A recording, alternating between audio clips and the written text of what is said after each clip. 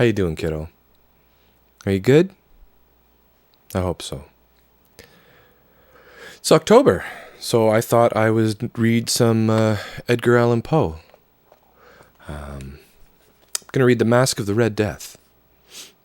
And if it's not too spooky for you, you're welcome to sit and listen.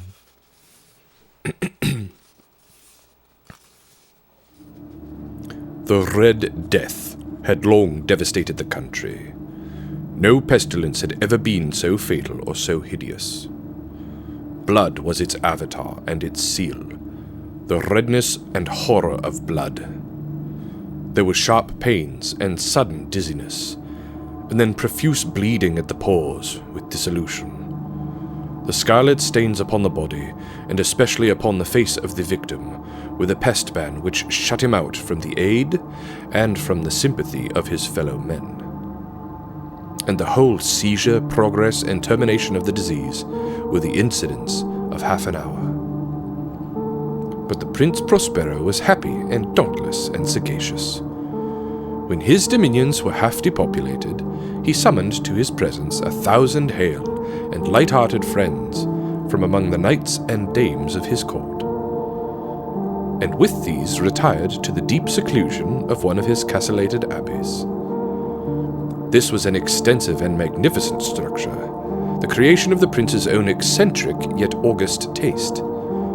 A strong and lofty wall girdled it in. This wall had gates of iron. The courtiers, having entered, brought furnaces and massy hammers and welded the bolts. They resolved to leave means neither of ingress nor egress to the sudden impulses of despair or of frenzy from within. The abbey was amply provisioned. With such precautions, the courtiers might bid defiance to contagion. The external world could take care of itself. In the meantime, it was folly to grieve or to think. The prince had provided all the appliances of pleasure. There were buffoons, there were improvisatori, there were ballet dancers, and there were musicians. There was beauty, there was wine. All these and security were within. Without was the Red Death. It was toward the close of the 5th or 6th month of his seclusion, and while the pestilence raged most furiously abroad, that the Prince Prospero entertained his 1,000 friends at a masked ball of the most unusual magnificence. It was a voluptuous scene, that masquerade. First, let me tell of the rooms in which it was held. There were 7, an imperial suite. In many palaces, however, such suites form a long and straight vista, while the folding doors slide back nearly to the walls on either hand, so that the view of the whole extent is scarcely impeded. Here the case was very different, as might have been expected from the Duke's love of the bizarre. The apartments were so irregularly disposed that the vision embraced but little more than one at a time. There was a sharp turn at every 20 or 30 yards, and at each turn a novel effect. To the right and left, in the middle of each wall, a tall and narrow Gothic window looked out upon a closed corridor which pursued the windings of the suite. These windows were of stained glass, whose color varied in accordance with the prevailing hue of the decorations of the chamber into which it opened. That at the eastern extremity was hung, for example, in blue, and vividly blue were its windows.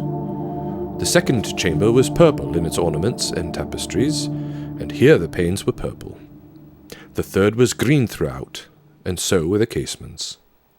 The fourth was furnished and lighted with orange, the fifth with white, the sixth with violet. The 7th apartment was closely shrouded in black velvet tapestries that hung all over the ceiling and down the walls, falling in heavy folds upon a carpet of the same material and hue. But in this chamber only, the color of the windows failed to correspond with the decorations. The panes here were scarlet, a deep blood color.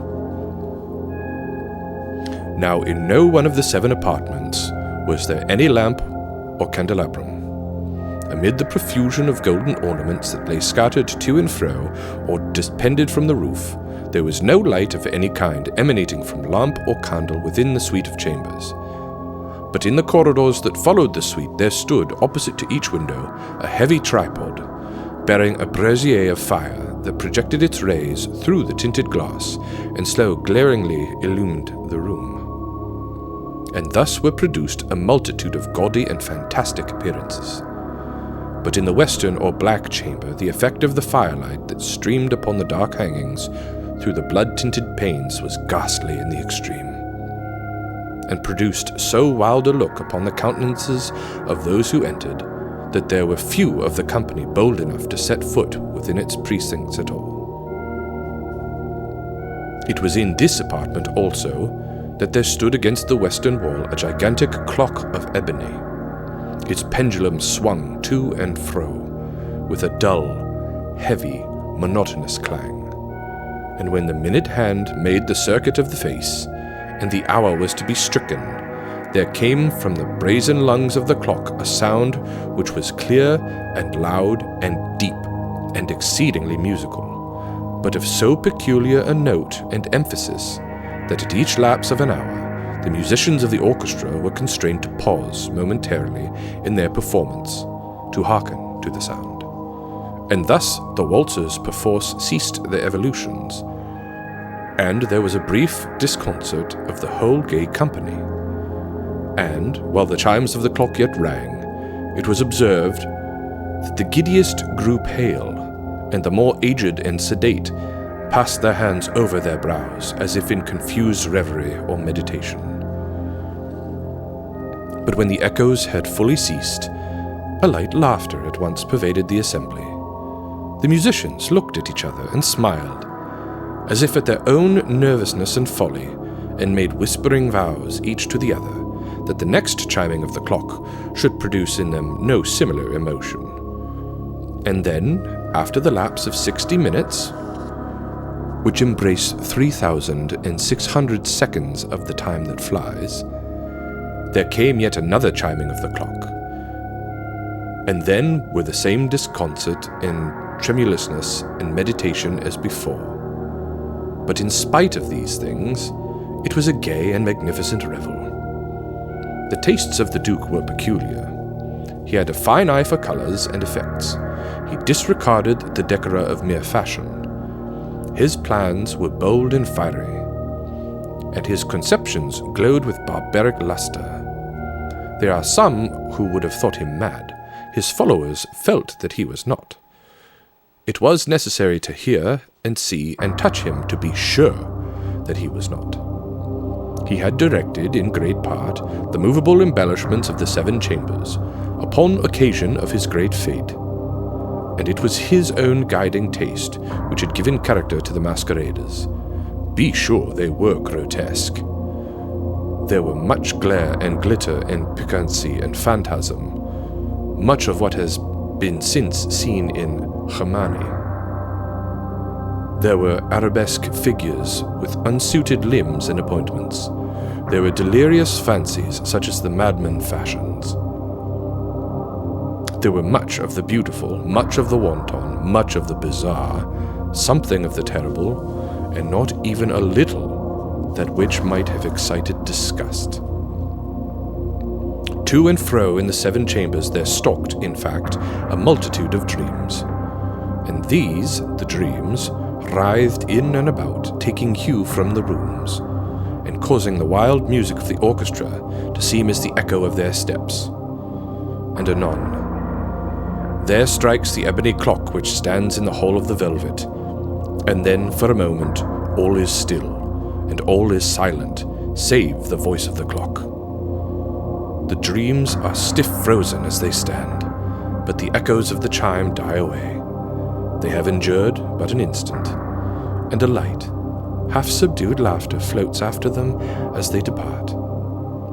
And now again the music swells, and the dreams live, and writhe to and fro more merrily than ever, taking hue from the many-tinted windows through which streams the rays from the tripods.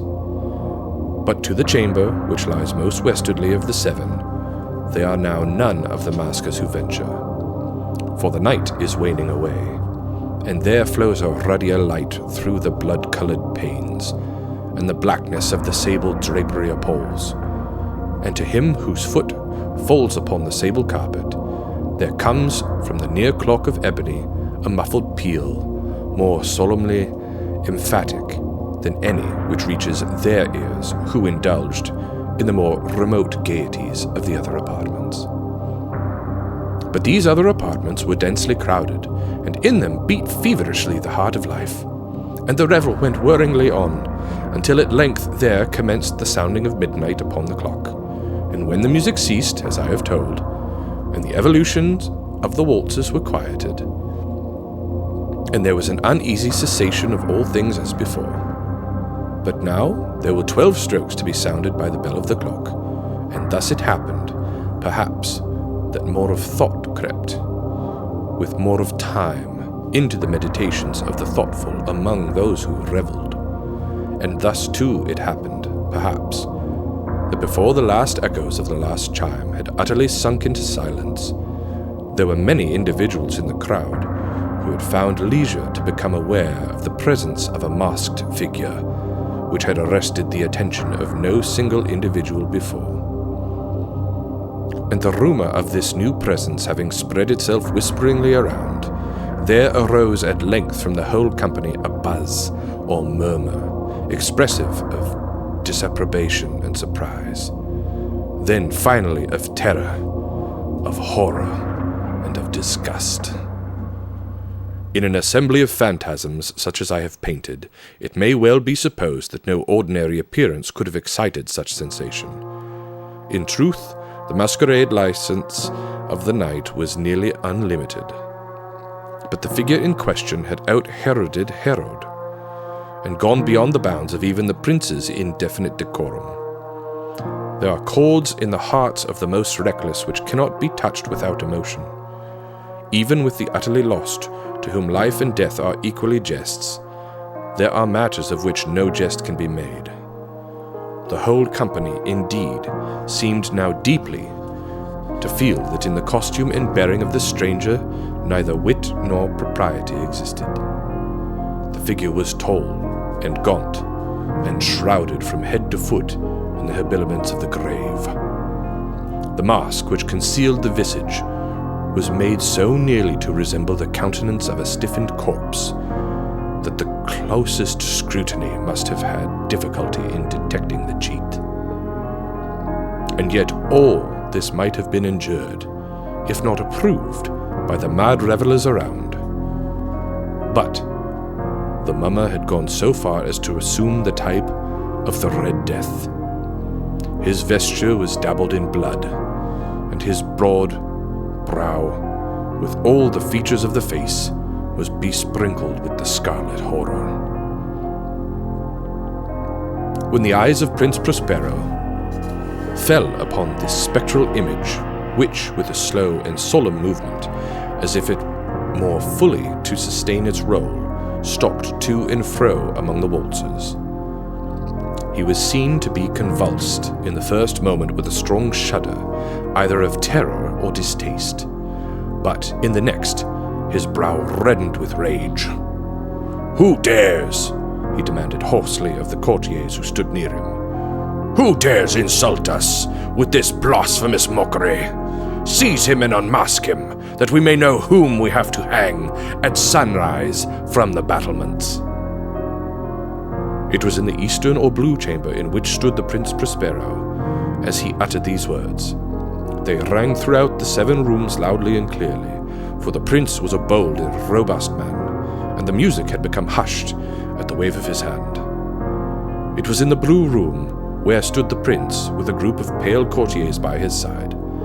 At first, as he spoke, there was a slight rushing movement of his group in the direction of the intruder, who at the moment was also near at hand, and now, with deliberate and stately step, made closer approach to the speaker.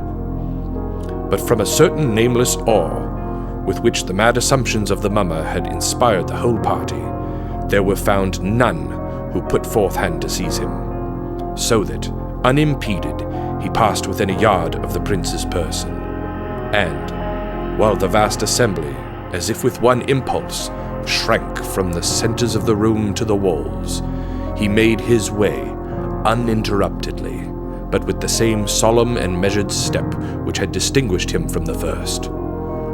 Through the blue chamber to the purple, through the purple to the green, through the green to the orange, through this again to the white, and even thence to the violet, ere a decided movement had been made to arrest him.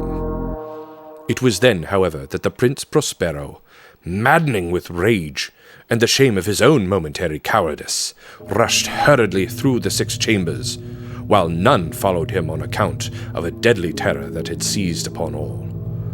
He bore aloft a drawn dagger, and had approached in rapid impetuosity to within 3 or 4 feet of the retreating figure, when the latter, having attained the extremity of the velvet apartment, turned suddenly and confronted his pursuer.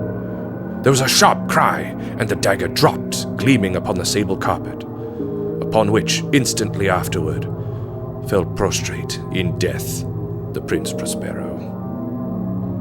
Then, summoning the wild courage of despair, a throng of the revelers at once threw themselves into the black apartment, and, seizing the mummer, whose tall figure stood erect and motionless within the shadow of the ebony clock, gasped in unutterable horror at finding the grave cerements and corpse-like mask, which they handled with so violent a rudeness, untenanted by any tangible form.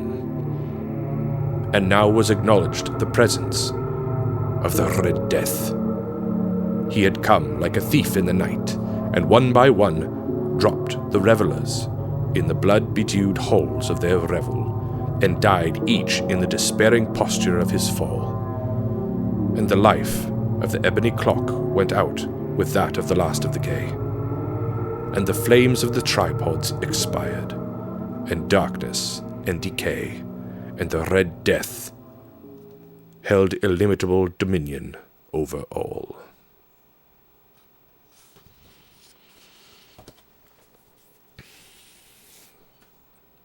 Well, that's definitely a party I wouldn't want to go to. Dang. So, what'd you think? Do you know this story? Have you heard it already? This is my first time reading it, so, yeah. I like it. It's very evocative, and I really like the use of color with the different apartments. I'm not sure what that means. I'm sure that there's some significance to it, but I'm ignorant as to what it is.